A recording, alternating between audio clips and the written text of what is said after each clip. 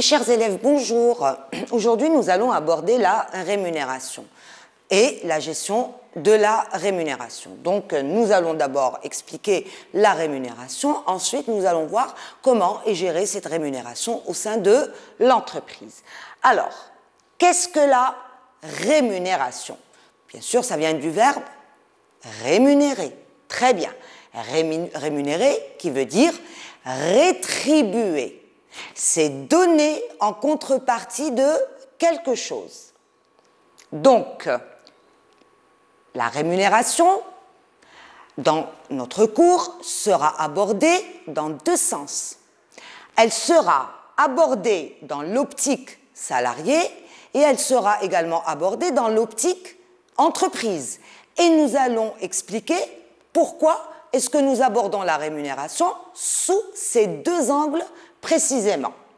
Donc, pour le salarié, vous voyez, c'est une source de revenus qui permet de répondre à ses besoins. Donc, ses besoins physiologiques, ses besoins de vie, ses besoins d'appartenance aussi, d'insertion sociale. Donc, la rémunération est très importante pour le salarié. Et comme elle répond à ses besoins et que ces besoins se développent, donc évidemment, il faut que la rémunération accompagne les ambitions de chacun d'entre nous. Mais comment l'aperçoit l'entreprise? Eh bien, l'entreprise, elle l'aperçoit comme une charge. Charge qui veut dire une charge d'exploitation. Donc, c'est quelque chose qui est lourd à supporter. D'accord? Il faut déjà générer de bons résultats, une bonne valeur ajoutée pour pouvoir consacrer la part des salaires ou la part des salariés ou la masse salariale. Donc, c'est là où va apparaître le bras de fer. Bras de fer entre le collaborateur et l'entreprise. Le collaborateur va tout faire pour améliorer sa rémunération, alors que l'entreprise, elle va essayer, bien évidemment, de réduire ses charges. Donc, ce sont deux choses qui sont quand même assez antagonistes. Mais nous allons voir qu'on y arrive avec des compromis et bien évidemment avec l'aspect juridique. Alors, les objectifs de la rémunération. La rémunération pour l'entreprise, elle va permettre d'améliorer la productivité. Donc un salarié bien rémunéré est un salarié motivé, est un salarié qui ne pense pas à partir, qui ne pense pas à quitter son travail, donc il est productif. Donc la rémunération est un des facteurs qui retiennent le collaborateur au sein de l'entreprise. La rémunération améliore la qualité. Vous savez que les collaborateurs, lorsqu'ils sont bien payés, leur travail ou leurs résultats suivent. La motivation, donc la rémunération, bien évidemment, est une source de motivation financière et l'instauration d'un bon climat social. Donc vous imaginez que lorsqu'une entreprise rémunère convenablement ses collaborateurs, il règne un climat social favorable parce qu'il n'y a pas de conflit, il n'y a aucune raison pour être en conflit.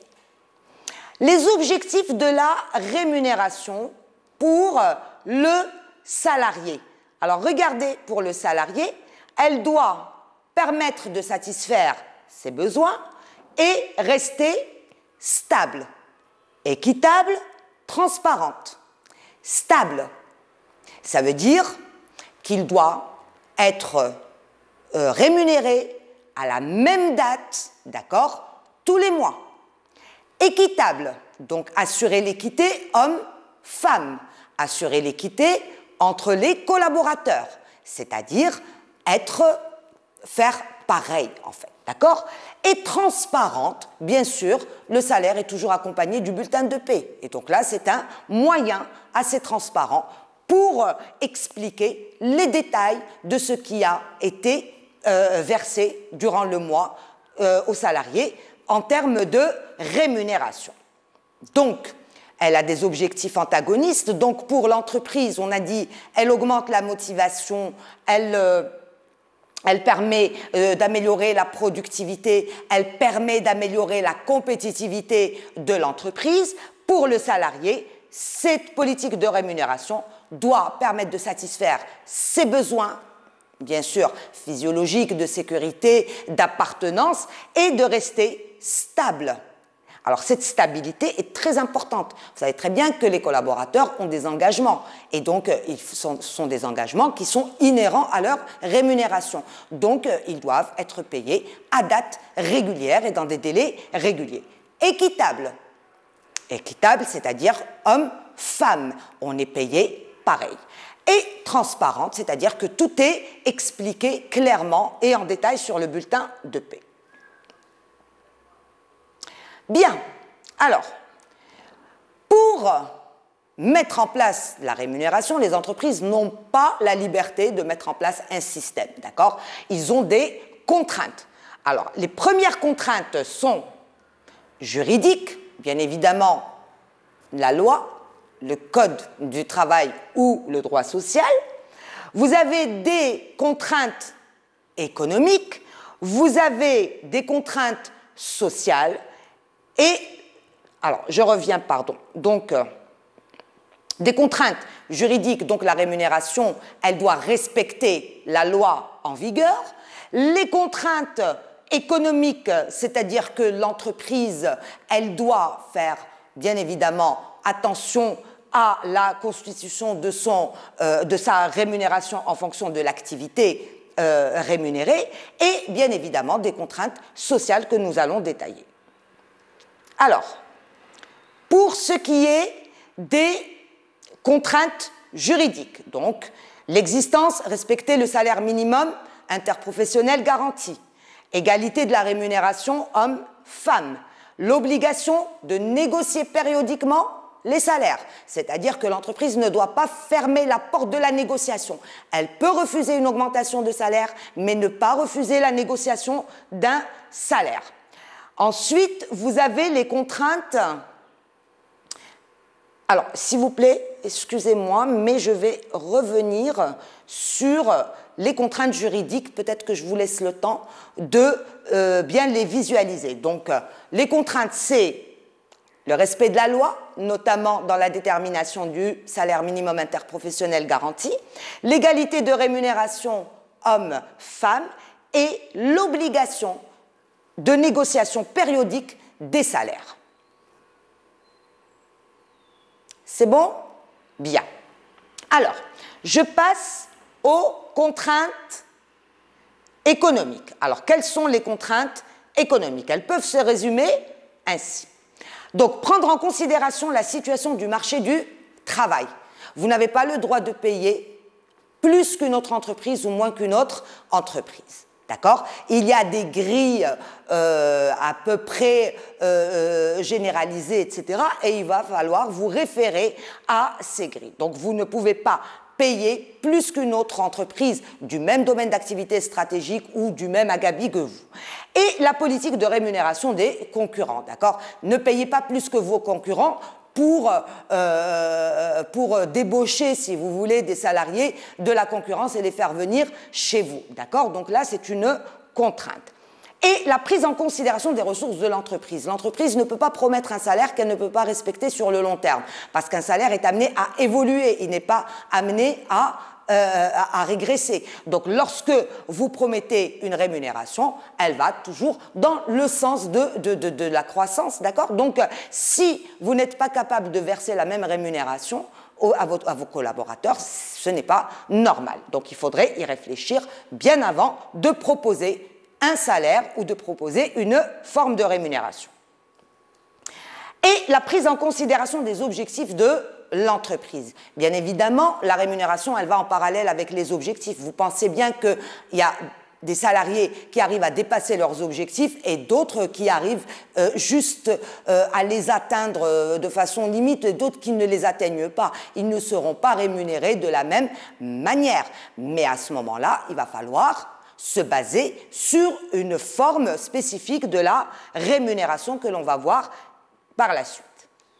Alors, les contraintes sociales. Alors, pour les contraintes sociales, je vais également parler de la CNSS, de l'AMO, l'assurance maladie obligatoire, d'accord? Donc l'entreprise doit supporter les charges sociales pour en faire profiter les salariés d'un certain nombre de prestations, notamment les allocations familiales, le congé de maternité, les retraites, les invalidités, etc.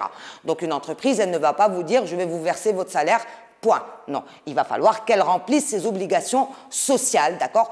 Pour se protéger, protéger le salarié. Bien. Ça m'amène aux formes de rémunération. Alors, il y a 3 formes de rémunération que nous allons aborder. Alors, on trouve les salaires ou le salaire au temps, c'est-à-dire un salaire qui est lié au temps effectivement travaillé. Vous avez travaillé 10 heures, vous serez payé au prorata de 10 heures. Vous avez travaillé 60 heures, vous serez payé au prorata de 60 heures. Vous avez travaillé 120 heures, vous serez payé au prorata de 120 heures. Alors, c'est la forme la plus simple à calculer parce qu'il s'agit de calculer, de multiplier le taux horaire par le nombre d'heures effectuées et vous savez d'avance qu'est-ce que vous allez percevoir à la fin du mois. D'autres vont privilégier le salaire au rendement. Donc, ça sera lié à la production. Vous serez payé en fonction de ce que vous avez produit. Clair? Donc là, c'est salaire au temps, c'est le taux horaire multiplié par le nombre d'heures effectuées. Là, c'est le salaire au rendement, c'est la quantité produite multipliée par le coût de production, et puis ça fait, évidemment, ça vous fait votre salaire. Alors là, bien évidemment, il n'y a pas de surprise. Alors que ici, je vois un côté positif et un côté négatif. Donc le côté positif, c'est que quand l'entreprise met en place le salaire au rendement, c'est très motivant pour le salarié. Pourquoi? Parce qu'il va accélérer la cadence de travail. Pourquoi? Parce qu'il sait qu'il sera payé au prorata de sa production.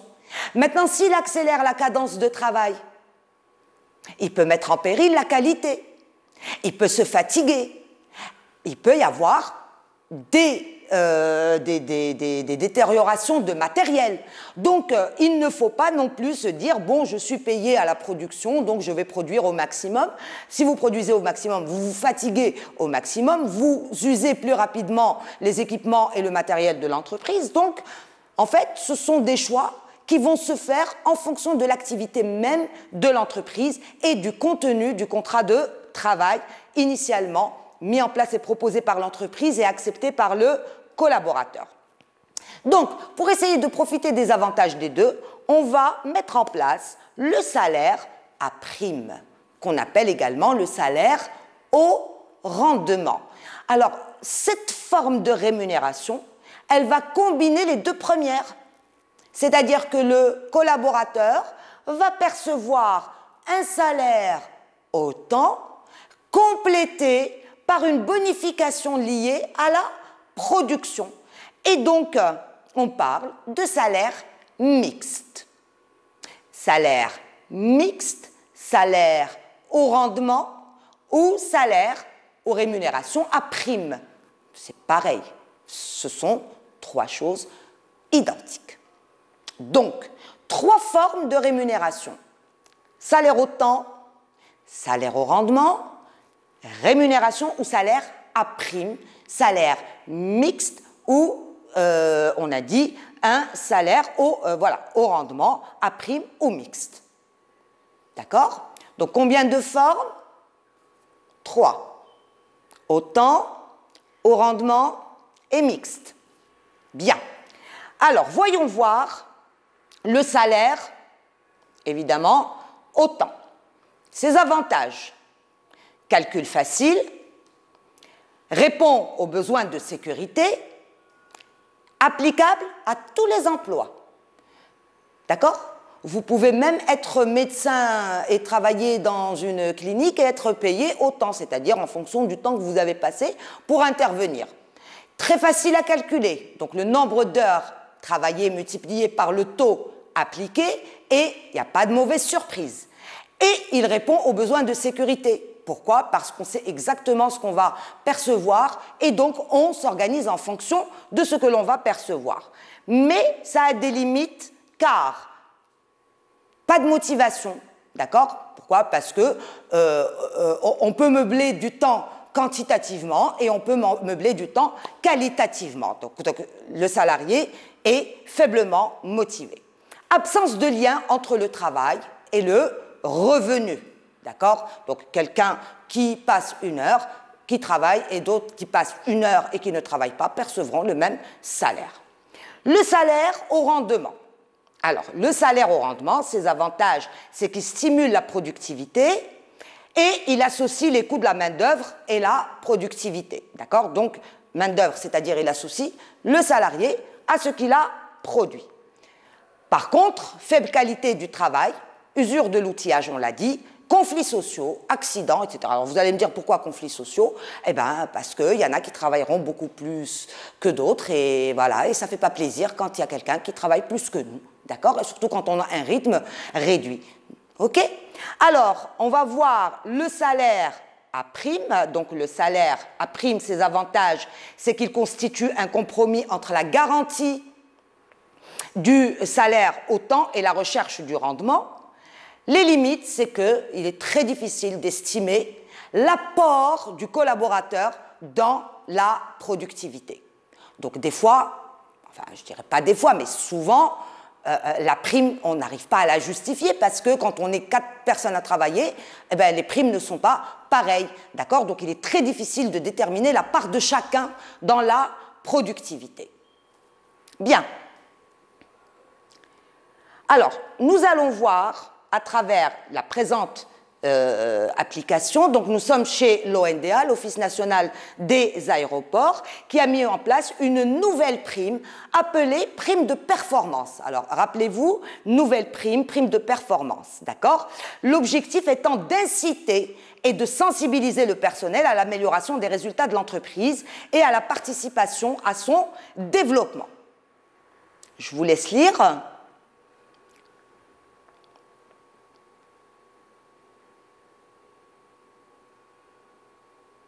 Alors, REX, c'est le résultat d'exploitation, en fait. Donc, ils vont recevoir une prime qui s'élève à 2,25% du résultat d'exploitation. Donc, l'entreprise, quand elle va calculer son résultat d'exploitation, elle va en verser 2,25% à son personnel.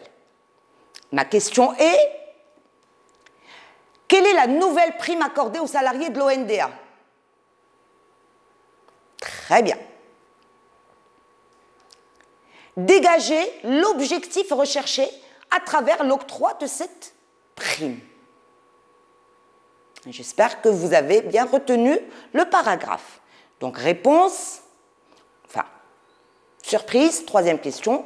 En déduire la forme de rémunération et justifier votre réponse. Ah ben, j'imagine que vous avez déjà la réponse à la question 3. Mais nous allons vérifier ça. Donc, la nouvelle prime accordée par l'ONDA, c'est une prime d'intéressement.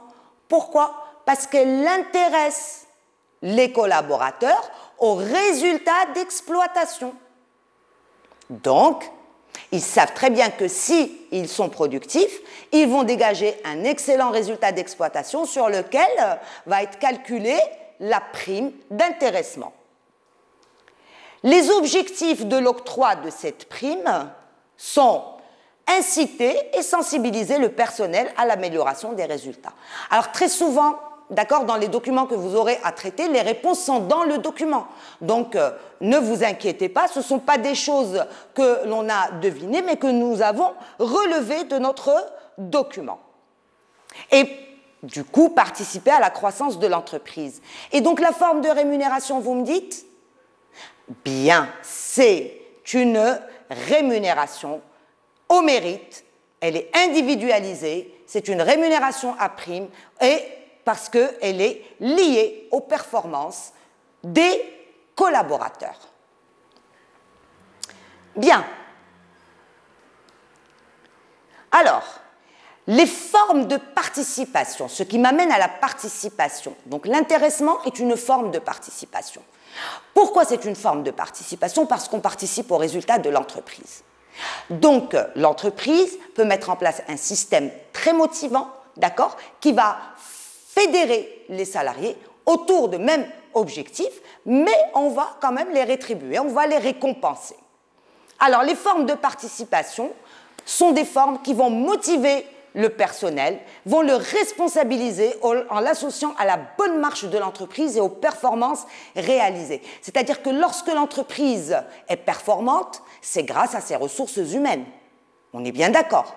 Donc, si l'entreprise fait adhérer ses collaborateurs aux résultats de l'entreprise, vous pensez bien qu'ils ne vont pas lésigner sur leurs responsabilités pour apporter au maximum leur contribution pour l'amélioration des performances de l'entreprise. Donc, les formes de participation sont l'intéressement, la participation aux résultats de l'entreprise, le plan d'épargne de l'entreprise et les stock options. Je vous laisse noter.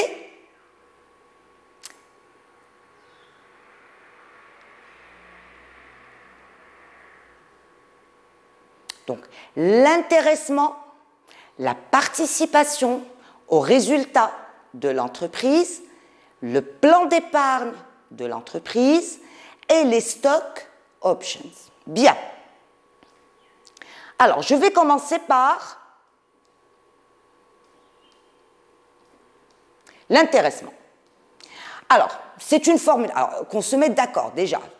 Pour les primes, d'accord, ou pour la participation ou l'intéressement, on se met d'accord, il n'y a rien d'obligatoire pour l'entreprise. D'accord? C'est au bon vouloir de l'entreprise. D'ailleurs, c'est négocié dans les conventions collectives. D'accord? Donc, la formule, elle est facultative, mais elle concerne tous les salariés, contrairement à la participation aux résultats, qui ne va concerner que les cadres. Donc, l'intéressement concerne l'ensemble des salariés de l'entreprise. D'accord? Donc, elle s'applique aux résultats, les gains de productivité et sur d'autres critères de progrès. Par exemple, je ne sais pas moi, un salarié qui, avant de partir, va éteindre la lumière, couper l'air conditionné, qui va prendre soin du matériel, etc. Il fait gagner de l'argent quelque part à l'entreprise. Donc, il va profiter de l'intéressement. Alors que la participation, c'est la participation aux résultats. Et donc, elle est accordée au cadre de l'entreprise, comme vous allez le voir. Et bien évidemment, c'est ce qui va leur permettre, d'accord, de motiver leurs troupes, d'accord, de motiver leurs partenaires au sein de l'entreprise. Donc, elle est bien évidemment calculée sur les bénéfices, d'accord, elle est promise au cadre, d'accord, c'est-à-dire aux décisions tactiques et stratégiques de l'entreprise, d'accord, en combinaison avec, bien évidemment, un critère d'ancienneté. Donc, qui dit ancienneté dit effet d'expérience, donc automatiquement, on va accorder une participation aux résultats de l'entreprise. Parce que qui dit ancienneté dit expérience, qui dit expérience dit gain de productivité. Vous vous rappelez, on avait vu ça dans les facteurs clés de succès de l'entreprise. Eh bien, il y a l'effet d'expérience, on le retrouve ici en gestion des ressources humaines. Donc, on a l'intéressement, participation aux résultats. Maintenant, je vais passer au plan d'épargne entreprise. Alors, qu'est-ce que le plan d'épargne entreprise? Alors, c'est une épargne salariale. Alors, c'est quoi l'épargne salariale? Ça veut dire que l'entreprise va vous proposer d'épargner pour vous de l'argent, d'accord, qu'elle va vous restituer après la durée que vous avez décidé ensemble, d'accord. Bien sûr, c'est un argent qui est rémunéré, et qui vous permet d'accéder, par exemple, à une acquisition de vie. Par exemple, votre première voiture, votre premier logement, un mariage, une naissance, subvenir, par exemple, à la scolarisation de vos enfants dans une école supérieure, par exemple. Donc, au lieu de mettre l'argent ou de placer l'argent dans une banque, les entreprises peuvent vous proposer ce plan d'épargne, d'accord, qui est rémunéré. Ok? Alors, souvent, après négociation, vous pouvez négocier une augmentation de salaire. Cette augmentation ne sera pas effective dans votre poche, mais elle sera effective sur votre bulletin de paie. Mais la différence, elle est passée où? Elle est passée dans le plan épargne entreprise. Alors, ce plan épargne va permettre à chaque salarié de se constituer un capital, d'accord, avec l'aide de son entreprise. Alors généralement quand on se constitue un capital, donc on pense souvent à mettre de l'argent à la banque ou des bas de laine, ou je ne sais pas moi, investir dans un terrain, ou acheter d'autres valeurs, etc. Mais là, les entreprises, non seulement elles vont vous permettre d'épargner de l'argent, et c'est un argent qui est rémunéré, bien évidemment, parce qu'elle l'utilise, donc au lieu d'aller faire des dépassements à la banque, etc., elle va utiliser cet argent, donc c'est un rapport gagnant-gagnant. Et plus que ça, le plan d'épargne entreprise va permettre de stabiliser et de maintenir le collaborateur au sein de l'entreprise. Vous suivez un petit peu la logique? Alors, quand on parle d'intéressement, alors l'intéressement, bien sûr, c'est une prime qui va être versée à la totalité des collaborateurs par rapport à leur comportement, par rapport à la production, mais à d'autres comportements qu'ils pourraient arborer au sein du travail. On a la participation, on participe aux résultats, donc on fait participer les cadres aux résultats de l'entreprise. Et vous avez le plan d'épargne. Alors, dans les deux premières formules, ça reste de l'argent. Et même la concurrence peut donner de l'argent aussi, d'accord? C'est-à-dire qu'on peut négocier ailleurs un nouveau travail et avoir de meilleures propositions et partir, d'accord? Mais pour le plan d'épargne, moi, à mon avis, c'est quand même un système qui permet de maintenir. Parce que je ne sais pas si vous vous rappelez, en introduction, on avait vu que la gestion des ressources humaines, c'est l'ensemble des actions qui tendent à attirer, donc recruter les meilleurs, et maintenir. Donc on a mis l'accent sur maintenir. Pourquoi ? Parce que, tout simplement, les collaborateurs sont les ressources fondamentales de l'entreprise. Ce sont des ressources sur lesquelles l'entreprise a beaucoup investi. Investi en termes de formation, d'adéquation par rapport aux objectifs de l'entreprise, a investi également pour les rendre partie prenante de l'entreprise. Il y a de l'ancienneté, de l'expérience qui se sont établies. Et donc, ça n'est pas du tout intelligent de les laisser partir. Donc, la meilleure façon, c'est de mettre en place un plan d'épargne entreprise. Donc, pour l'instant, le plan d'épargne entreprise est proposé à la totalité des salariés, comme l'intéressement. Donc, l'intéressement et le plan d'épargne entreprise, c'est destiné à l'ensemble des collaborateurs. La participation et les stocks options sont destinés aux cadres, aux dirigeants. Stock options, c'est l'actionnariat salarié aussi. Alors, qu'est-ce que ça veut dire? C'est un plan d'options d'achat d'actions qui sont destinés à associer les cadres dirigeants au développement de l'entreprise. Vous allez me dire, ouais, c'est long ça. Eh bien, ça va être très très court. Lorsque vous recrutez un directeur ou un responsable produit ou un responsable d'unité, etc., vous pouvez lui affecter des parts de l'entreprise, donc des actions de l'entreprise. Il va détenir ces actions comme n'importe quel porteur du capital de l'entreprise. Et donc, bien évidemment, il va percevoir des dividendes. Vous me suivez? Il va percevoir des dividendes. Qui perçoit les dividendes? Bien, les apporteurs de capitaux. Donc, si je suis apporteur de capitaux, donc j'attends des dividendes. Mais si je suis dirigeant dans l'entreprise et que je possède des actions, alors ce verbe posséder, je vais le détailler par la suite. Et si on me confie des actions, ça veut dire que je vais percevoir des dividendes. Donc, je vais fatalement être productif, je vais être compétitif.